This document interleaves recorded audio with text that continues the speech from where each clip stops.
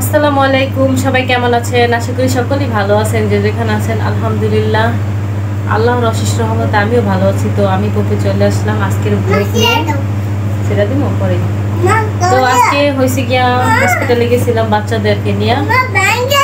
ওমরের একটা পরীক্ষা দিছে, এই যে এক্সরে দিছিল একটা। তো আমি গেছিলাম ভেদরগঞ্জ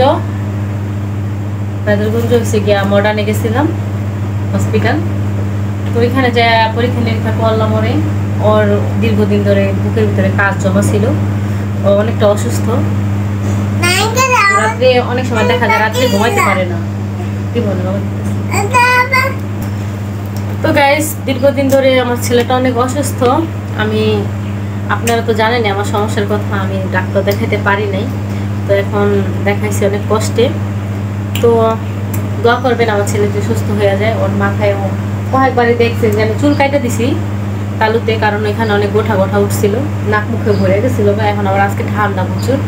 তো ডাক্তার বলছে ওর বুকের ভিতরে অনেকখানি জায়গা সাদা হয়ে গেছে কফের জন্য। তো ওষুধ ধরে দিয়ে দিছে। ওষুধ তো মাসাল্লাহ দিলে ওষুধের শেষ নেই, বিকল্প নেই। 2 জ্বরের ওষুধ এগুলা সব। এটা হচ্ছে গিয়া ফাতেমার মনে হয় না, এটা ফাতেমার আর এটা অমরের। তো 2 জনের ওষুধ মনে করেন। আর ফাতেমাও অসুস্থ, ফাতেমার যে গোঠা হয়েছে ওগুলোর জন্য। আর কিছু ঠান্ডাও লাগছে। আজকে আবার টিকা দিছি, টিকা দিলে তো আবার একটু জ্বর আসে, এই কারণে অলরেডি আনছি। তো 2 জনের জন্য এই ওষুধগুলো আনছি। তো দোয়া করবেন আমার বাচ্চাদের জন্য। আমার বাচ্চাদের বাবা নাই, সেক্ষেত্রে আমি ওদেরকে নিয়ে অনেকটাই কষ্টে থাকি। তো দোয়া করবেন সবাই যে ওরা যে সুস্থ হয়ে যায়। আর এই ওষুধ যে আমার শেষ হয়, মানে এরপরে যারা আমার ওষুধ কিনা না লাগে, যা লাগতো একবারে কিনা নিয়ে আসছি। তো আসার টাইমে আজকে আবার হয়েছে গিয়া ছেলে বলতেছে, বায়না করতেছে, মা ওইটা খাবো। গ্যান্ডারি তো চিনে না, দেখা বলতেছে। তো আমি আবার কতগুলা গ্যান্ডারি কিনা নিয়ে এসেছি। গাইস, কে কে গ্যান্ডারি খাবে না এসে বলেন, আমার এখান থেকে একটা করে নিয়ে আসে। তো এখন আমার বলতেছে ছুইলা দিতে। কত চলছ, খাও তুমি। তো এই বছরে কিন্তু গ্যান্ডারি তেমন একটা খাওয়া হয় নাই। এগুলা কাতে কি বলে আমাদের দেশে গ্যান্ডারি বলে, আবার বলে আগও বলে কিন্তু। তো যাই হোক, আমার ভিডিওটা কেমন লাগলো সম্পূর্ণ বলবেন।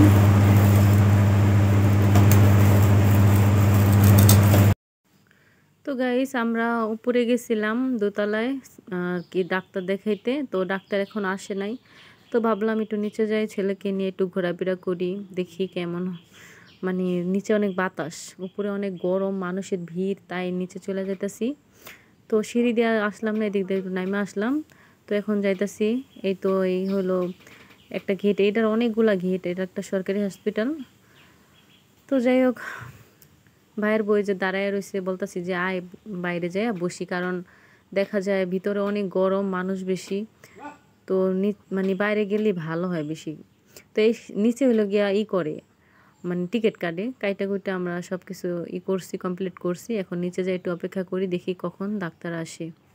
তো চারোসাইডটা কিন্তু অনেকটাই সুন্দর, মানে হসপিটালের সামনে কিন্তু খুবই সুন্দর জায়গা, দেখতেও সুন্দর, ঘোরাফেরা জায়গা আছে অনেকটাই।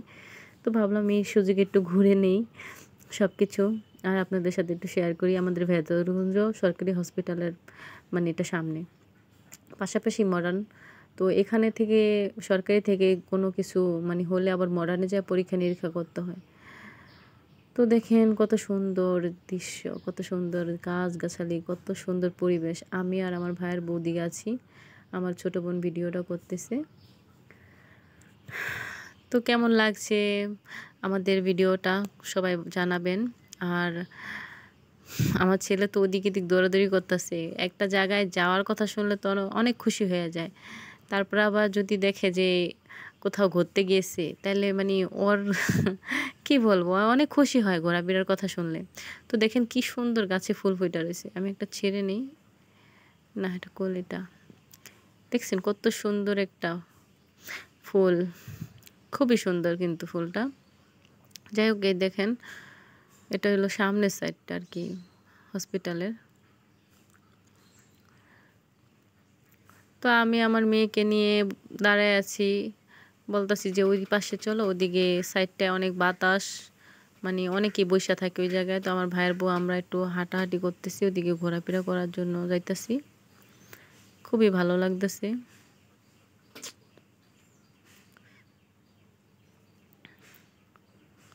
তো দুজনে এই সাইডটা দিয়ে যায় বসবো।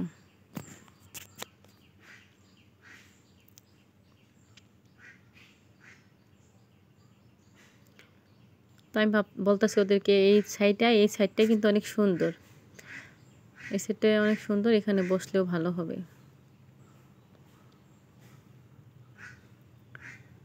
তো এখন বসার একটা জায়গা খুঁজে নিচ্ছি কোথায় বসতে পারি। তো এই সাইডেই বসে যাচ্ছি।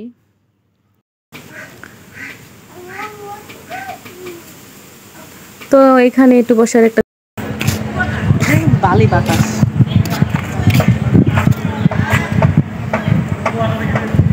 আমার যাইতেছে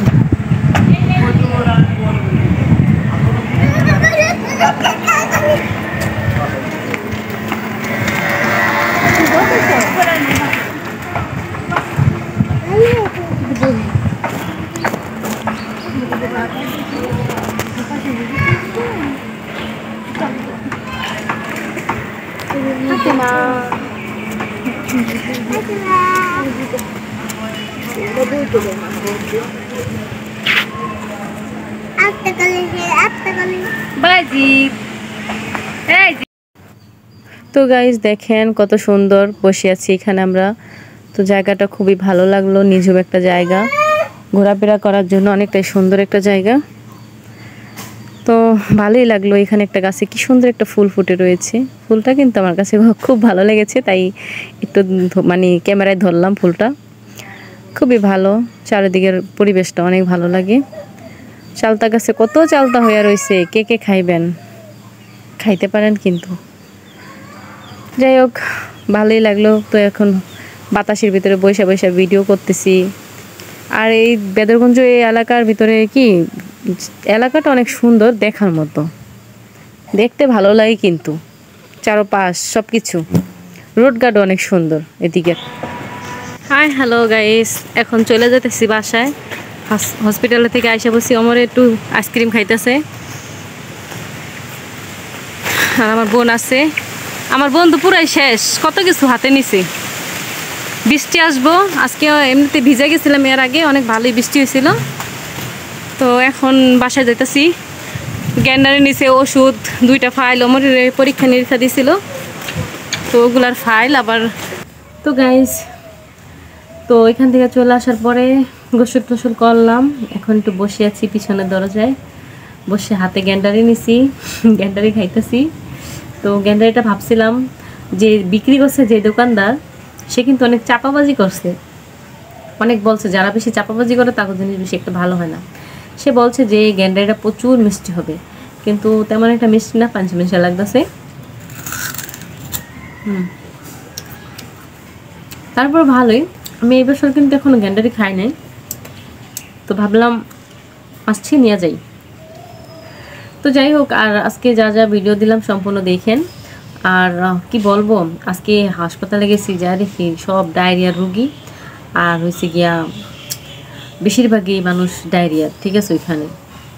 তো এই কারণে হসপিটালে যাইও বেশি একটা মন মানসিকতা ভালো ছিল না। আরও যে গরম, ফাতেমা আরও বেশি অসুস্থ হয়ে গেছে।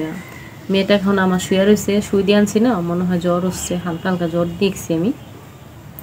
তো দেখি এখনও খাওয়াইতে পারিনি, উঠলে খাওয়াইমু। তো আমি এখন বসে বসে গ্যান্ডারি খাইতেছি, বিকেল হয়ে গেছে।